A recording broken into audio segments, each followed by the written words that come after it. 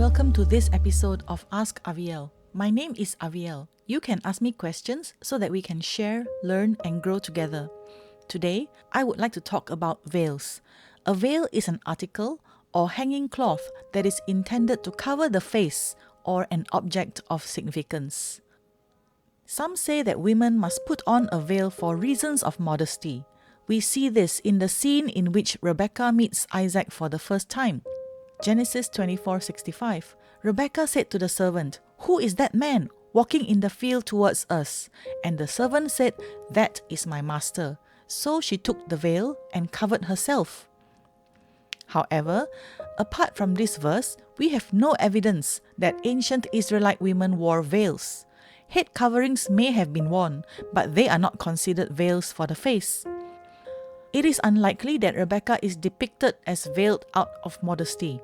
Because if wearing a veil was a form of modesty expected of women, it is strange that she doesn't wear one throughout the trip, despite being with Abraham's servant and all the other attendant men. Scripture says she only puts it on when she sees Isaac. Leah. Many think that Jacob did not recognize that he had married the wrong bride, Leah, instead of Rachel, because Leah was veiled. However, Scripture does not explicitly say that Leah was veiled. Scripture just mentioned that it was evening, and that meant the sky was dark when Laban took Leah his daughter and brought her to Jacob. Because Scripture does not mention it, we will not make that assumption for our study. Tamar. Tamar seduced Judah, and her face was covered with a veil. Genesis 38. So she took off her widow's garb, covered her face with a veil, and, wrapping herself up, sat down at the entrance to Enaim, which is on the road to Timnah, for she saw that Shelah was grown up, yet she had not been given to him as a wife. When Judah saw her, he took her for a harlot, for she had covered her face. Tamar takes matters into her own hands. Tamar wore the veil in order to look like a prostitute. Most sex workers in modern times tend to reveal rather than to conceal. Tamar set herself up on the roadside, looking for clients, and the veil explained why Judah didn't recognize his daughter-in-law Tamar. She covered her face to be unrecognizable and sat down on the side of the road that Judah would be taking. Covered with a veil, Judah believed his daughter-in-law was a prostitute and asked to sleep with her. She agreed, provided Judah would leave his seal, cord, and staff as pledges for payment. Tamar had taken an immense risk by becoming pregnant. Indeed, she was almost killed for it. Tamar veiled herself and carried out her plan for a noble reason. Tamar forced Judah to fulfill the levirate duties to perpetuate the name of Judah's dead son Using a veil, Tamar ensured that the name of her deceased husband was perpetuated. Moses. Exodus 34. When Moses came down from Mount Sinai with the 2 tablets of the testimony in his hand, when he came down from the mountain, that Moses did not know that the skin of his face was radiant, because God had spoken with him. When Aaron and all Bnei Israel saw Moses, the skin of his face shone in rays, so they were afraid to come near him. When Moses was done speaking with them, he put a veil over his face. But when Moses went before Adonai, so that he could speak with him, he took the veil off until he came out. When he came out and spoke to Bnei Israel what he was commanded, Bnei Israel saw the face of Moses and that the skin of his face glistened. So Moses put the veil back over his face until he went in to speak with him. 2 Corinthians 3. We are not like Moses, who used to put a veil over his face in order for Bnei Israel not to look intently upon the end of what was passing away.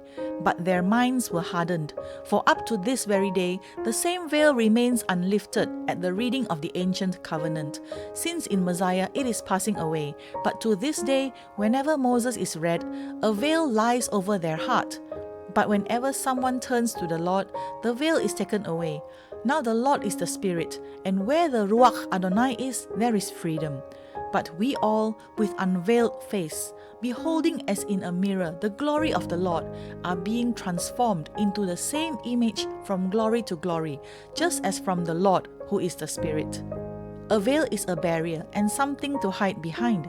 Moses wore a veil after his meetings with God to hide the diminishing glory of his face because the glory was fading. The veil hid the face of Moses. The children of Israel couldn't see any of the glory from his face. The scriptures are full of concealed glory and revealed glory. The same veil that hid Moses' face now still lies on the hearts of people, both Jew and Gentile. Nevertheless, when one turns to the Lord, the veil is taken away. The veil can be taken away in Yeshua HaMashiach. Paul was the best person to write about this. He knew this well because he was once veiled to the glory of the Messiah. God does a work in people, so they turn to the Lord and have the veil taken away. Yeshua is more than able to take those veils away. 2 Corinthians 4:3. And even if our good news is veiled, it is veiled to those who are perishing. The fullness of the Gentiles will lift the veil that has partially blinded the Jewish people. Blindness of Israel is so that the Gentiles can come in. The gospel is clear, not unlike the sun, but the blind do not perceive its light, because there is a veil that they cannot see through. Exodus 26. There was a fine woven linen curtain of blue, purple, and scarlet with cherubim, the work of a skillful craftsman. It divided between the holy place and the Holy of Holies. The curtain is hung on 4 pillars of acacia overlaid with gold, and the Ark of the Covenant is brought into the Holy of Holies within the curtain of the testimony. This curtain is known as the parochet in Hebrew, or the veil. Hebrews 10 tells us that we have the boldness to enter into the holies by the blood of Yeshua. He inaugurated a new and living way for us through the curtain, through the parochet, that is, his flesh. The veil separated the Holy of Holies from the holy place. To enter into the Holy of Holies, the high priest had to pass through the veil. According to Matthew 27:51, at Yeshua's death, this veil separating man from God's intimate presence is forever opened wide, being torn into 2 from top to bottom. The writer to the Hebrews made an analogy that the body of Yeshua was the veil that stood between God and man. Yeshua's body was torn, and so was the veil at the temple, each indicating that now we can come to God boldly. The divine hand took the veil in the temple and tore it from top to bottom. It can never be hung up again. That is impossible. For those who are in Yeshua HaMashiach, there will never be another separation between God and man. God veils himself. He wraps himself in light.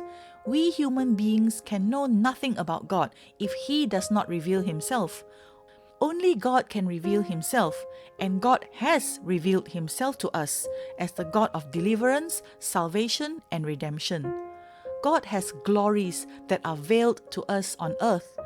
His greatness is infinite. There is knowledge and wisdom high above in the heavens. The burning spirits and great seraphic beings may know deep mysteries about God that we do not know. Yet we are permitted to know him in a way that perhaps no angelic being would ever even understand. Angelic beings have no experience of falling into the sinking sand of sin to experience its moral stench. They do not experience the clinging odor of iniquity, and they have therefore never known the joy of cleansing, the wonder and power of the blood of Mashiach, making filthy garments clean, white, glistening, and pure. The heavenly inhabitants are only spectators of this miracle, but to us human beings, it is an experience as wide as our lives and as deep as our hearts. When we have the veil removed from us, we know God intimately as Immanuel, God with us. Thank you for joining me. I pray that this message inspires and challenges you. God bless you and your family. Shalom.